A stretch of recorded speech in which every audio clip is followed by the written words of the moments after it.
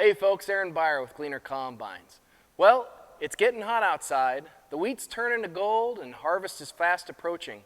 That means the great silver fleet is on the move.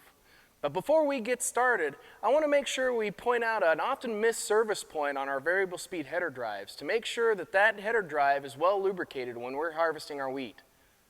Now if you'll take a look, there's two pairs of grease fittings, two on the outside and two on the inside. Now the only reason that there's two on each side is to be able to easily access the grease fittings no matter the position of the countershaft. Now these grease fittings are lubricating two different portions of the variable speed driven sheave.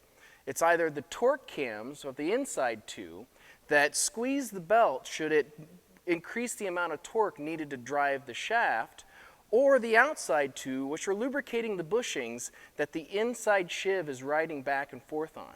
It's important to make sure that each of these gets the most amount of grease that they can on a daily basis to make sure that they're lubricated and that we have good grip on the variable speed drive belt.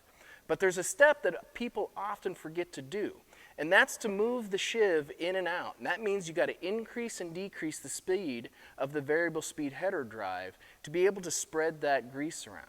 It's a pretty easy step and an easy process to accomplish.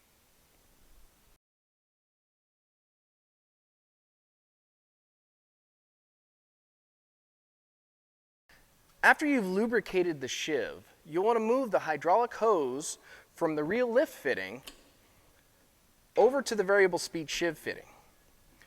Once that's installed, you'll use a 3/4 inch wrench or socket to loosen the 3 bolts holding the variable speed lockout ring in the locked position. You'll move it to the unlocked position and tighten those 3 bolts. With the variable speed header drive in the unlocked position, start the engine.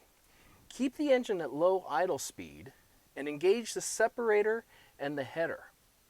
Use the buttons for the reel raise and lower on the multifunction lever to increase and decrease the header speed.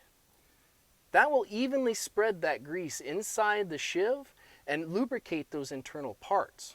Once you've done that a couple times, reduce the feeder speed down to its minimum speed and disengage the header and processor and shut off the engine. After you've increased and decreased the header speed, move the hydraulic hose from the variable speed position back to the real lift position. Once that's done, loosen the 3 bolts and move the lockout ring back to the locked position. This will ensure the variable speed header drive stays in the low speed. The reason that we do this is that even though we're not moving the speed when we're using our draper head, those cams are still working inside of that sheave to grip the belt and make sure it doesn't slip. That will ensure that we get a long life out of that sheave and out of that belt, and we get many hours of worry-free harvesting. For more information, visit us on our social media sites or go to gleanercombines.com.